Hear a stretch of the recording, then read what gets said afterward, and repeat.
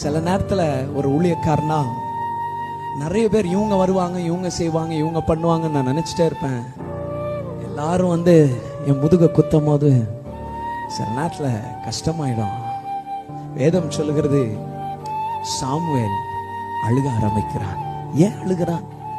ஏன் அழுகிறான்? ஆனால் சவுலு நிறைய பாவத்தை செஞ்சதுனால, தேவன் அவனை நிராகரிச்சதுனால, தேவ தயையை இழந்ததுனால ஒரு சின்ன யுத்தத்துல செத்து போகிறான். ஆமீன் சொல்லுங்களேன். சில நேரத்துல அபிஷேகம் பண்ணப்பட்டவர்கள் பெரிய பெரிய யுத்தத்தெல்லாம் சந்திச்சு ஜெயிப்பாங்க.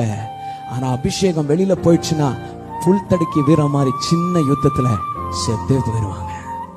முந்தி எல்லாம் பெரிய பெரிய பிரச்சனை வரும்போது இப்படி எந்திரிச்சு நின்று போராடணும்ல. இப்ப சின்ன பிரச்சனை உங்களை தூங்க விட மாட்டேங்குது. ஏன் தெரியுமா? உங்களை மென்டலாவும் பிடிச்சாச்சு, பிசிக்கலாவும் பிடிச்சாச்சு. அதனால சவுல் செத்தே போகிறான். அதை நினைச்சு சாமுவேல் அழுகிறான். அழுகிறது நல்லதான், ஆனா மறந்துடாதீங்க, என் ஆண்டவர் உன்னை இதே இடத்துல விட்டுற மாட்டாரு. உனக்கு வேற ஒரு பிளான் வச்சிருக்கிறார்.